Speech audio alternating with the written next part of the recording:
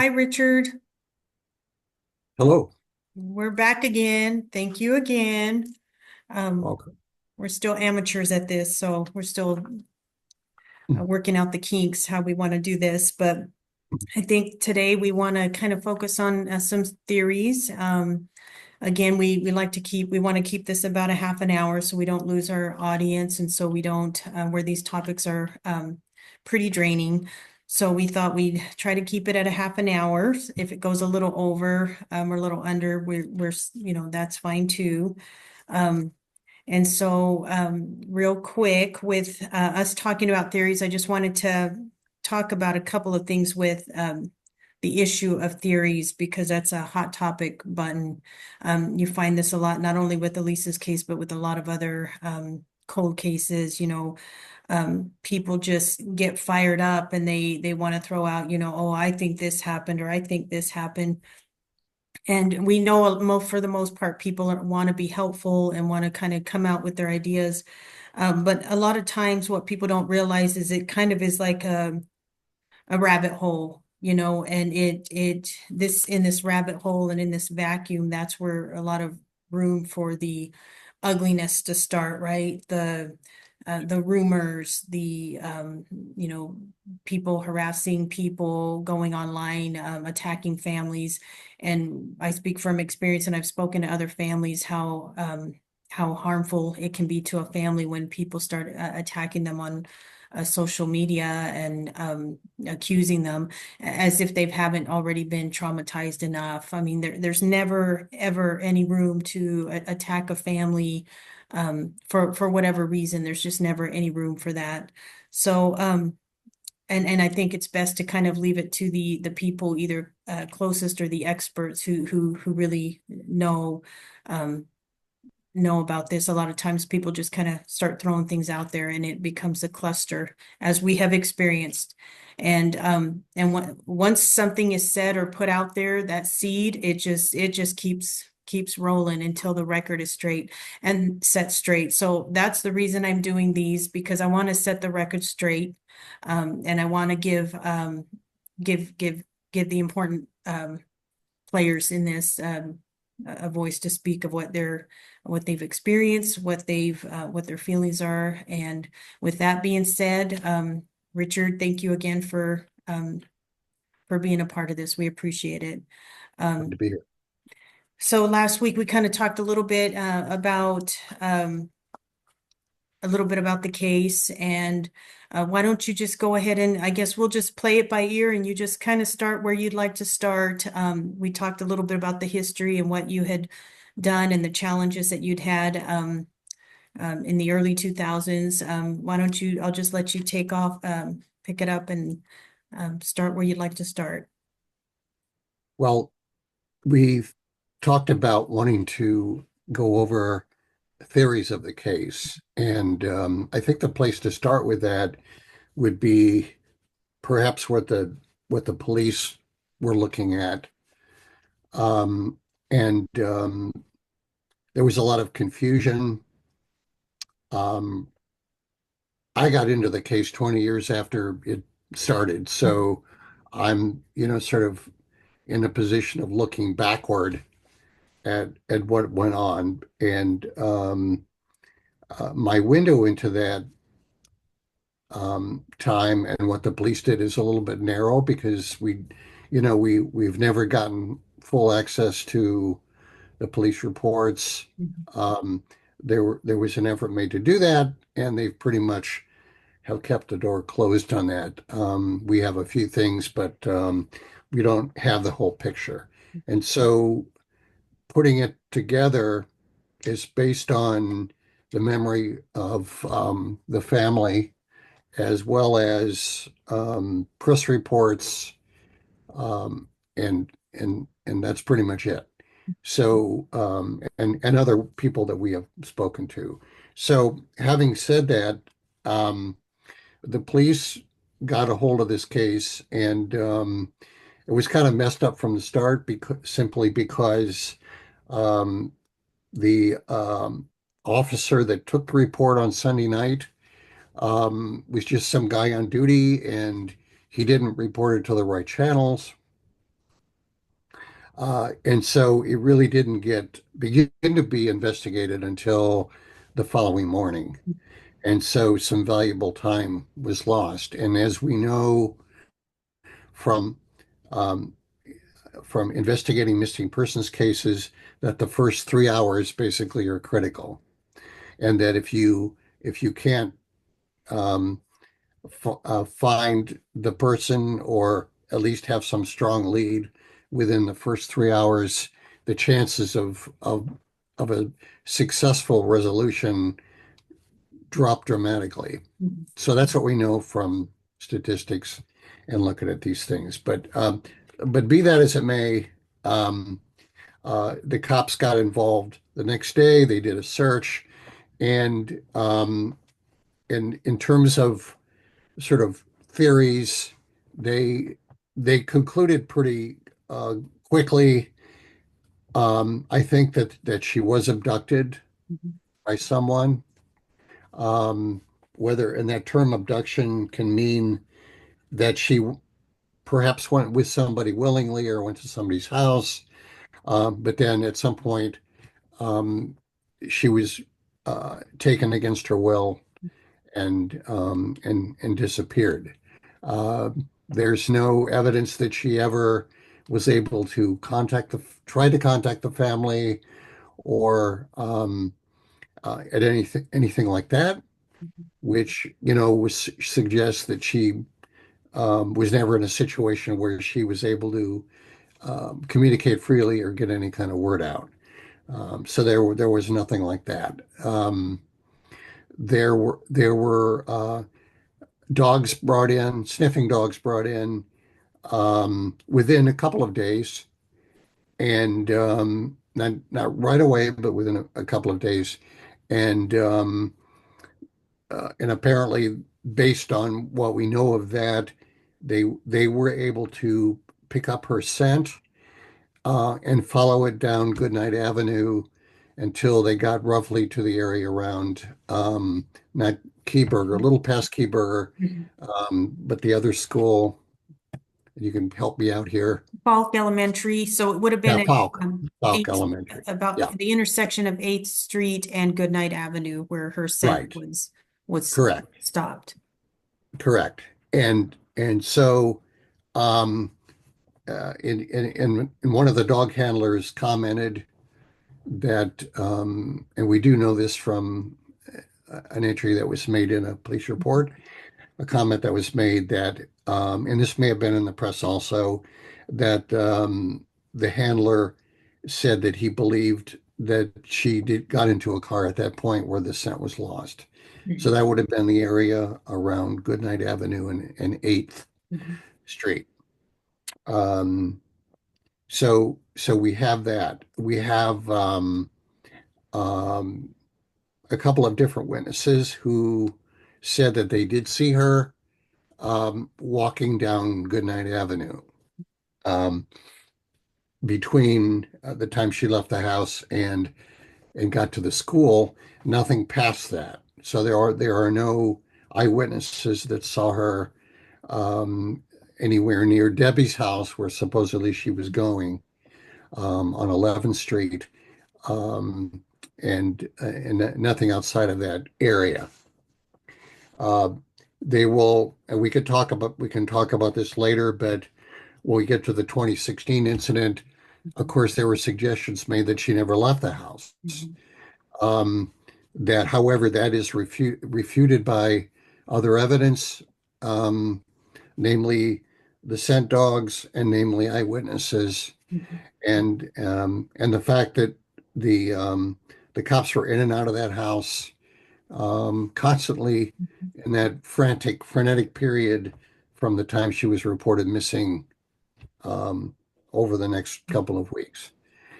Um, so there really was no evidence of that. In terms of theories, so your mother, Marina, um, immediately was focused on this individual named Ralph Gonzalez, whom your mother had had a 10-year relationship with, roughly, up until a few months before the disappearance. Um, Based on a newspaper report, he was arrested trying to cross the border, going into Mexico in May, roughly 3 months before the abduction. Mhm. Um, she was pretty insistent that it was Ralph, and the reason that she was because he had threatened her um, very pointedly, in fact, saying that I'm going to make you suffer. This is paraphrasing in a way that you'll never forget. Um, we know from investigation and from testimony of various witnesses that he was a dangerous man, capable of inflicting harm on others. We know that he was a drug dealer in the Aransas Pass area. Um, and there there is some evidence that we've turned up indicating that he may have was in fact known to the police. And uh, now the police, based as a result of pressure brought by your mother to look at him, they came up with a newspaper article that said that he uh, had been in, or was in prison in Mexico. Uh, interestingly enough, I never saw anything like documentation, any official documentation, such as an incarceration report or anything that came from a Mexican official attesting to the fact that he was incarcerated. They produced a newspaper article in Spanish saying that he had been arrested at the border with some weapons and contraband, and he was taken into custody. They came to your mom, according to her testimony. They approached your mom, and I believe that this was sometime in late September that they approached her and said, "Hey, we're going to go to Mexico to to verify this information about Ralph being there," and they offered to take her with them. Um, we have her testimony to this. It seems like an odd request to make that the police would do that. Perhaps they would do it at, you know, sort of pretty much thinking that she's not gonna do that, but so we'll offer. But but according to her, they made that offer. She didn't go with them, but two officers went. One of them, I believe, was the police chief, Melvin Shedd, and the other one was another officer. Was it Rodriguez?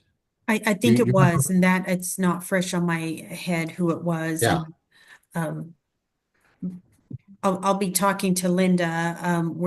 We have an interview tomorrow, so we could get that will be something that she'll probably talk about. yeah. There was some initial confusion about that because when I first got into it, I was under the impression that Linda was one of the officers that went down there, but apparently she was not. It was Melvin Shedd and I believe Officer Rodriguez.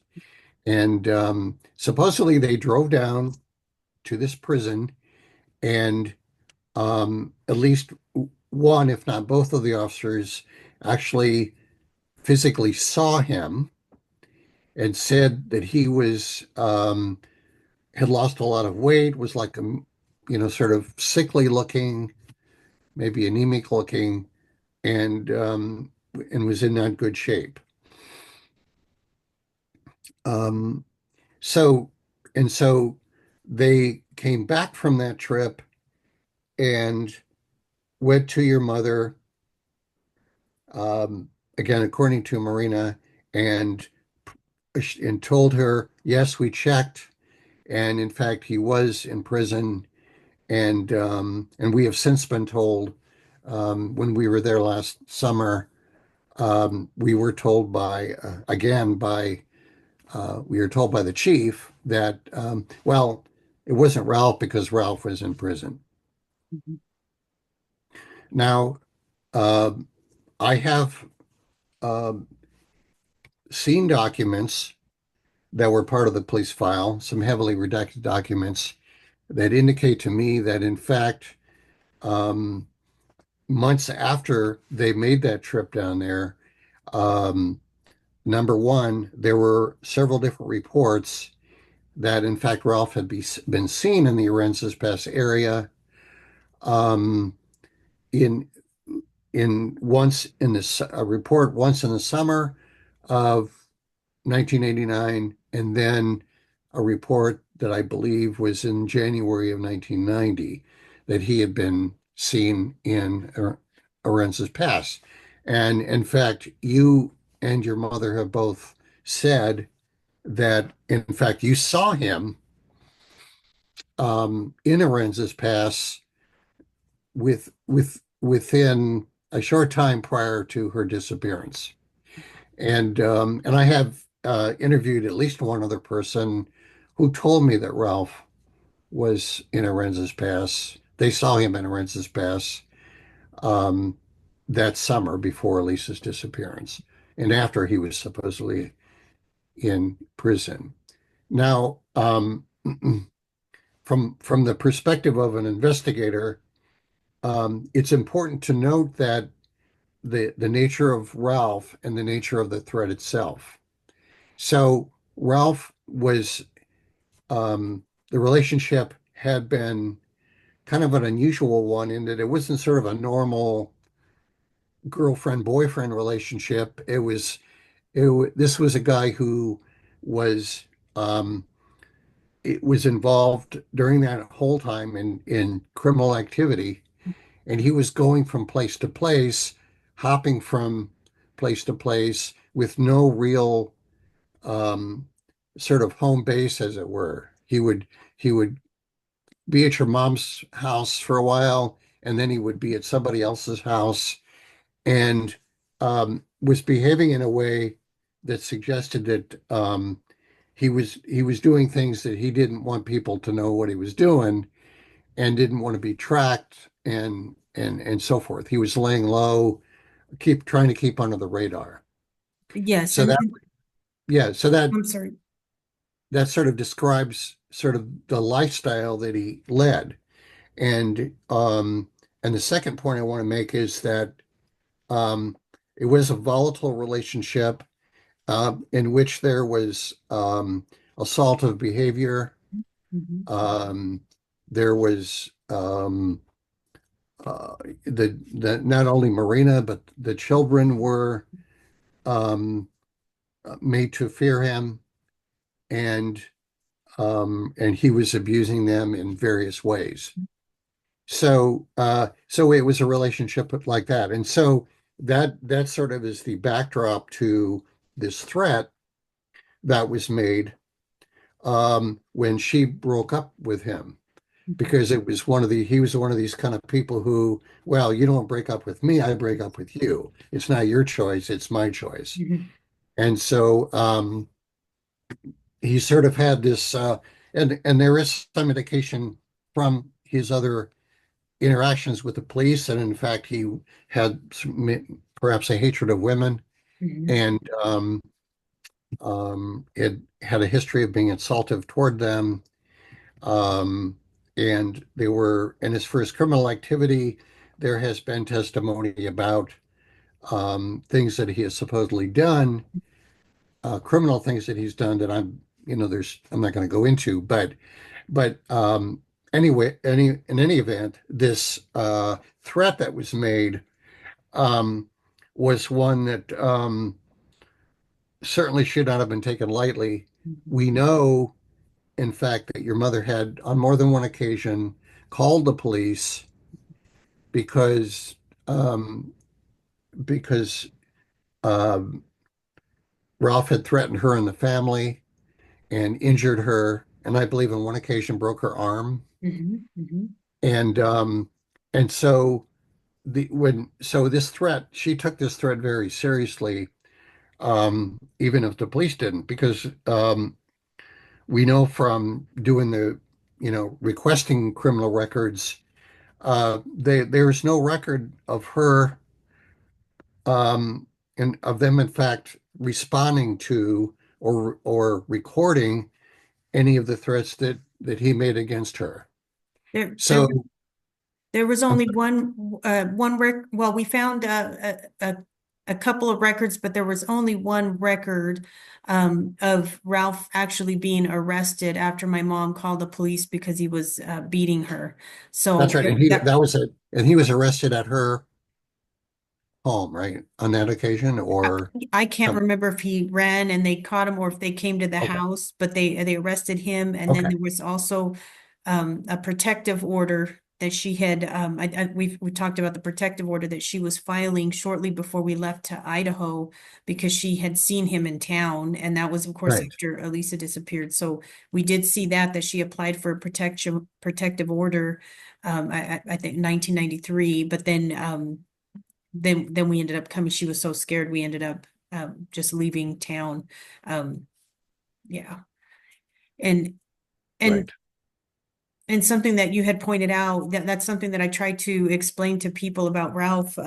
It wasn't like a regular relationship where it was a mom and dad or a boyfriend and girlfriend, and they day in and day out they're doing things together. That's not how it was. Ralph would be gone and then he'd be there, and we never knew when he was coming. We never knew when he was leaving, and we always just thought when he was gone, everything was great. We're doing great, and then as soon as he'd show up, we're like, oh, he's back Right. again. And we think that was part of the MO. He would keep us always wondering and everyone wondering, well, where is he? He doesn't stay here. This isn't his home because Right. he would stay at different locations. He never wanted people to know when he was coming or going, what his plans were. My mom never knew. She just knew when he was back, she had to, start Mm, towing the line, and we were all scared of him and we all knew. mm, Um, so yeah, that was that type of relationship, and that would indicate the drug, kind of keeping a low profile. He didn't drive a car. He he was always on foot. There was only one time, maybe a couple times that I saw him in a car, in a vehicle, but most of the time he was on foot. A few times he was riding his bike, but he did it that way. And I think he always would let us know that he was around, even when he wasn't. Um, he mm. was just always letting us know he was there, kind of lurking. And I'll just, as an addendum, I'm looking at my records, and that protective order she filed in November of 1991. Okay. Okay. So So yeah, that's when that was. thank you for Um, checking that. mm, There's just so much information. It's hard to keep dates and things, mhm, sure, details, that's why you have to search to find out for sure. So, and he had right, also assaulted, there was another record, now, and I'll ask Linda about this for sure, but he had a son with another lady at that time that he had actually, the little boy came to visit him I don't know, 1988. I haven't looked at the record in a while, but he was abusing the little boy, and the little boy ran. He was about 12 years old and ran to the HEBs, and called the police. And Linda was the officer, who went out and took the boy back to the moms. And I think he might have been arrested for that too, if I remember correctly. So he had a history of violence, and just right, that was his way of controlling people. right. So the point, I guess the point that I was coming to was that, um, given this volatile relationship and the way and the animosity that was there when the relationship ended, um, if in fact he intended to carry through on this threat, um, you have to ask yourself, okay, so how would he have carried out this threat? What would he have done to do something that you would never forget? And secondly, how would he carry it out? Because obviously, um, the family would be Mhm. watchful, and so that they would know that if he came around, they were going to run the other way. Yeah. And so, he wasn't going to be able to get away with it um, in sort of an overt way. And so it seems to me from knowing what we know about his MO, his method of operating, and his character, and so forth, that he would be the kind of guy who wouldn't dirty his hands directly, but he would try to do it in a behind sort of an underhanded way, Mhm. in a way where he would not get caught. He would try to get somebody to do his dirty work for him. Mhm. Mhm. So that's number one. So, in fact, if in fact he was incarcerated at the time, and we don't know. I mean, we have reports that in fact he wasn't Mhm. in prison during periods of time when he supposedly was, or when the police said he was. Um, Nonetheless, we don't know for sure if on August 8th of 1989, August 6th, 1989, if in fact he was there. Mhm.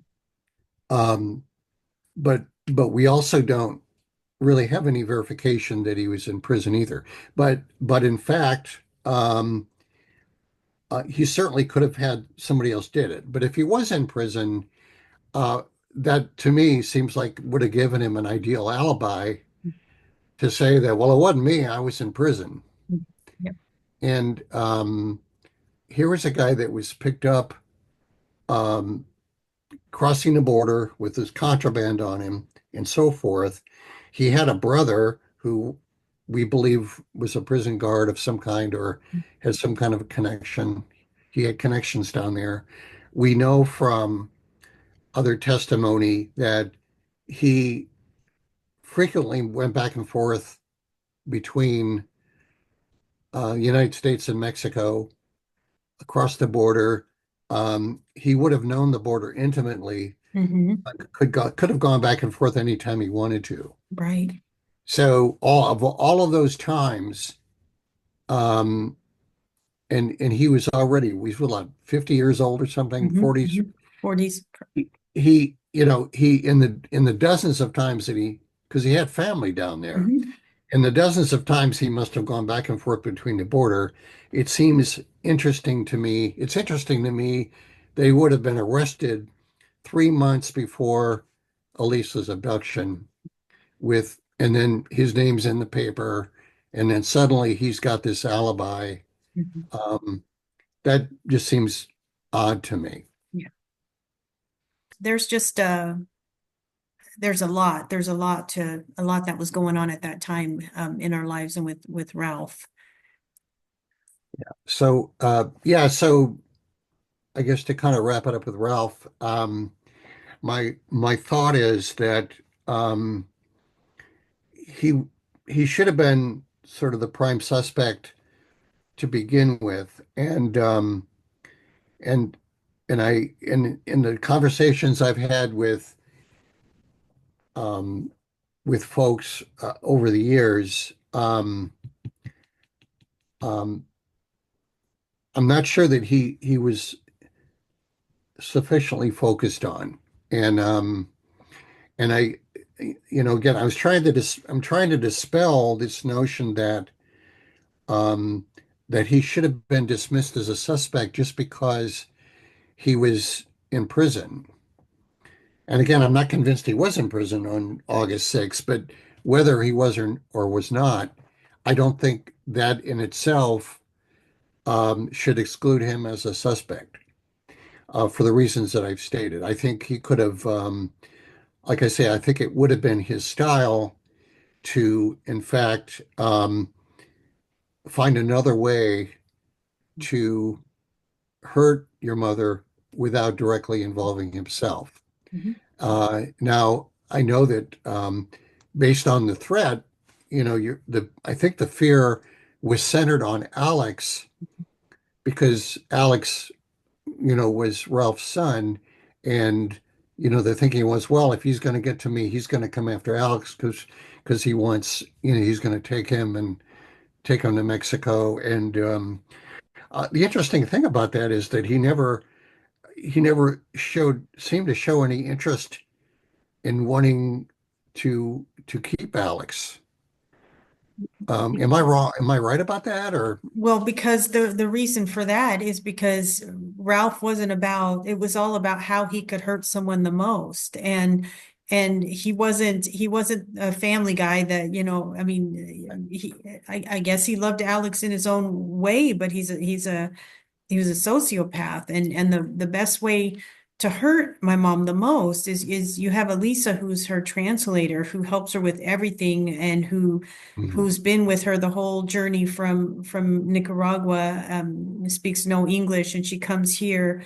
It's almost like they grew up together, and she was there was a bond that they had, that was, he knew that would hurt the most. I mean, any child that she would, I mean, that sounds terrible, but any child that would have been taken, obviously would have been mhm, painful, but he was trying to hurt her the most, it caused the most damage. And Elisa was her, uh, helped her with so much, with the mhm, translating, with the, helping to watch the little kids, mhm, it was Elisa, and I think he was jealous of Elisa, when you look back, because she was so, I mean, she was always smiling, and always, so beautiful and so positive. And I think there was, in this weird way, anything that's dark wants to destroy, light and beauty. And it's like he just wanted to destroy our whole family and our little unit.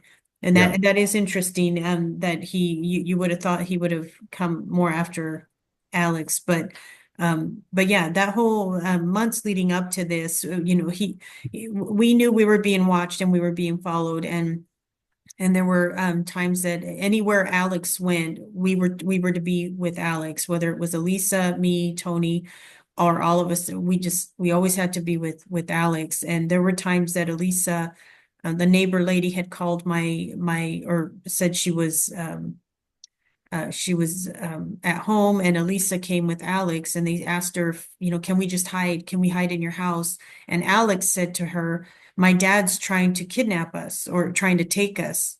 We're afraid of my dad. Can you call my mom?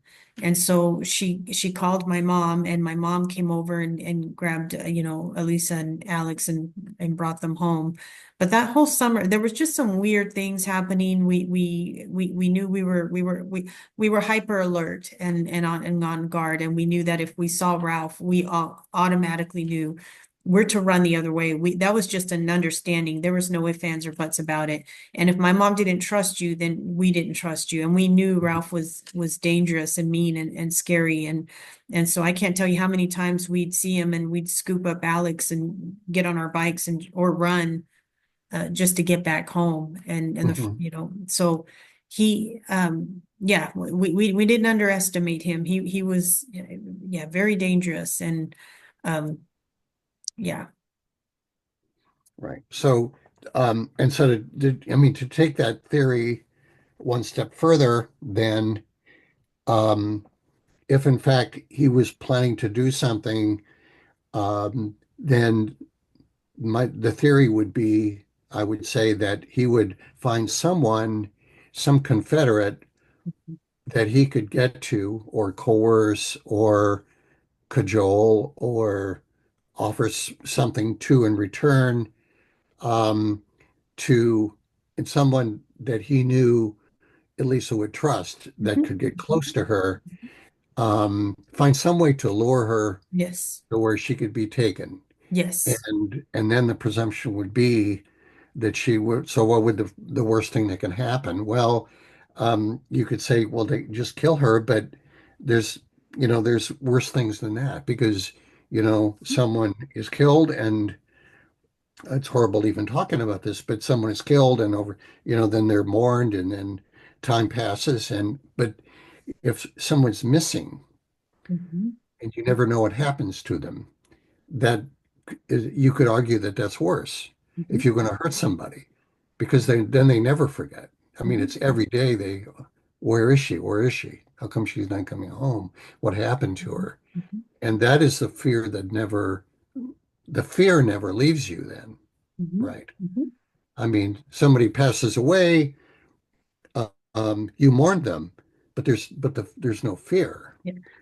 And But that if, is why that's part of or a big part of the reason why we left Texas is my mom didn't know, she didn't feel safe. We didn't feel safe anymore. She was still sleeping with a butcher knife under her, even when we moved to Idaho, because she thought he was in her nightmares. She was always afraid that he was going to come back. And mm, even going back to Texas, even 2024 and 2025, my mom is still afraid and she'll tell me, be careful when you go down there, be careful because he may still mm, be there. And she was terrified the first time I went in 2009. In fact, part of that is part of the reason she didn't go. She did not want me to go. I went with Jason, but she was so afraid. And in 2016, she's always been afraid to go every time we go back. And then 2016, we have that horrible experience. And he's still in her nightmares and in her head. And the same with me for a long time.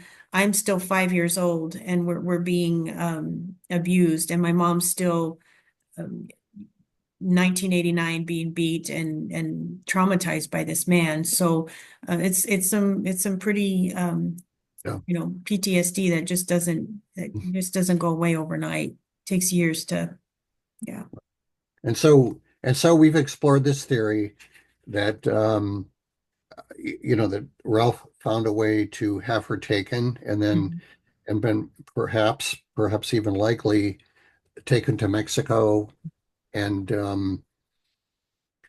sold to somebody or whatever, or she ended up in the hands of the cartels or whatever. So, and we've communicated with press down there, um, to get a notice in the paper at one point, and so that's I think one of our theories, and so um, I can't think of anything else to say about that particular one. But that to me that's the neglected one of the top theories, not the only one, but I think perhaps a neglected one. And so, And the frustrating part too is how we've tried to, in our investigation, what we've done, we've tried to find out where he is, and mhm, and other people who've tried to help us, and they've used the term he's like a ghost. Nobody knows yeah, where he is, if he's exactly. even alive. We have no records of Yeah, him he is a go dying. We he can't is a find ghost. anything. Mhm. He Um, is a ghost. He's got mhm, multiple he's used multiple dates of birth. If you try to track him the way you would track a normal people, you would come up with addresses and stuff. Not with him. Not him. He's just he knows he obviously knows how to get around without leaving a trail. And so that's how he's lived in life his life. We don't know if he's dead or alive, um, or anything. So that Ralph is the mystery man. Mhm, mhm. And if nothing else, we'd love to talk to him. So, Yeah, that is just something that's left us really stumped. And even talking to when I've talked to um the I think it was Ranger DeLuna in the past, and then when we've spoken to law enforcement and asked them, have you looked at Ralph? Have you, I mean, have you tried to contact him since? And it almost felt like I don't know if they really did. And of course they won't, we don't get a lot of information from them. I know Linda and Linda Thompson, they looked into him. They did their, went to Mexico, tried to find them. I know there's a lot more to that, what we've talked about with it's just um he was very capable of doing something like this. And 100% Elisa would not have gotten into a car with him. We know that she was not picked up, or we know she wasn't forced into a vehicle because we would have heard screaming. We believe, I believe, and I think we've talked about this, that she got into a vehicle with someone she knew, and if it Mhm. was in the commission of maybe having, like you said, Ralph would not have gotten his hands dirty. He would have not, and if he wasn't there, let's just say he was, um, you know, he could have made things happen, and so that's just again when people say, well, she wouldn't have gotten into a car with Ralph, no, no, and but No, there are other she ways. wouldn't have. Mm-mm. But there No, are and other I don't ways believe around that. he and I no, and I don't believe that he was part of that part of the operation. I believe she did get in a car with someone she knew, and then and if this theory would prove to be correct, I think probably she may have been taken someplace from where she was transported to somewhere. And she may have seen him at that point, but or may have never seen him. He may have just had it done Mhm. and that was it. But we have and we've talked about, the reports of the red car, the separate reports of her getting into a car, um, which jives the um, with the dog Mhm. Mhm. stuff. And so, there is you know, there is definitely support for that theory.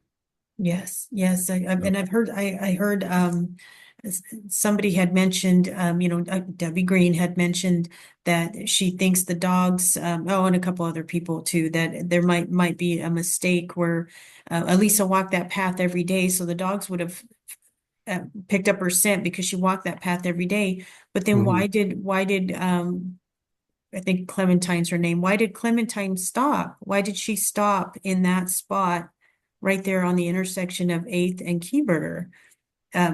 There's a reason why she stopped right there. If she had been walking that road day in and day out all summer, why did Clementine not go straight if that were the case? And so Well, they pick up the freshest scent, right? I mean, mhm, she was at Charlotte's house. Why didn't the dogs lead them to Charlotte's house? mhm, mhm. They pick up the strongest scent.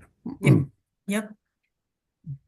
And it just it just keeps Yeah. So, sometimes false evidence. but you have to start with what you know.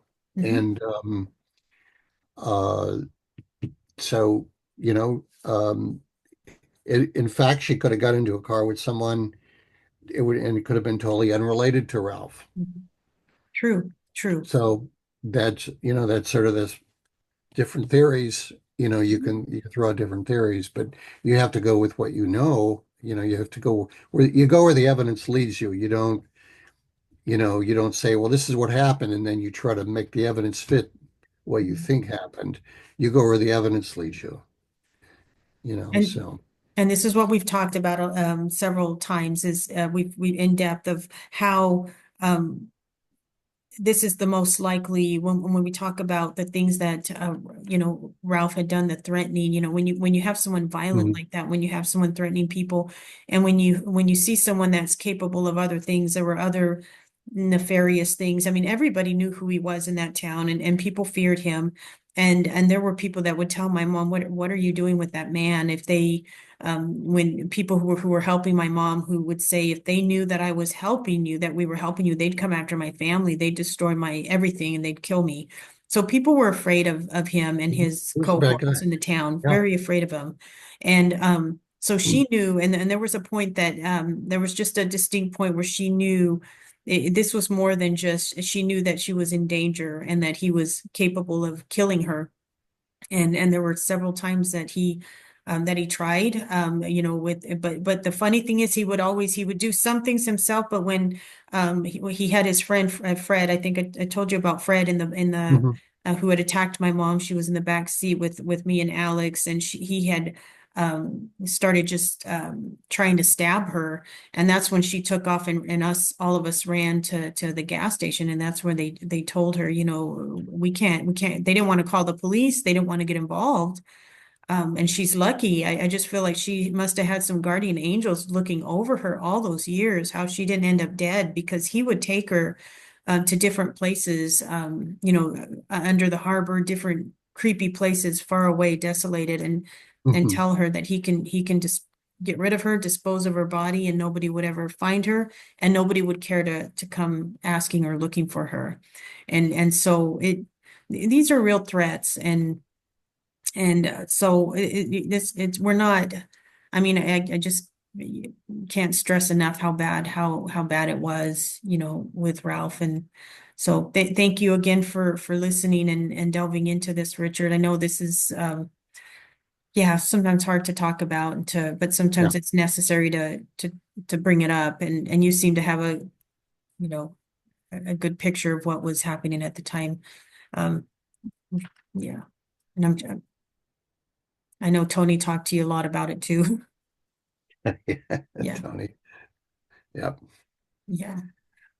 Well, any final words for this, this Well, we session? will. So next time we'll talk about some more theories. Yes, yes. I'm Okay. always amazed how much it seems like it takes up more than what we always plan to. But yeah, so we covered Ralph today, and maybe next time we'll talk about more theories. And again, thank you again, Richard. I appreciate you, and thank you for everything you do for us. So, That'd help. okay. Well, you have a good night, You and too. okay. Bye-bye.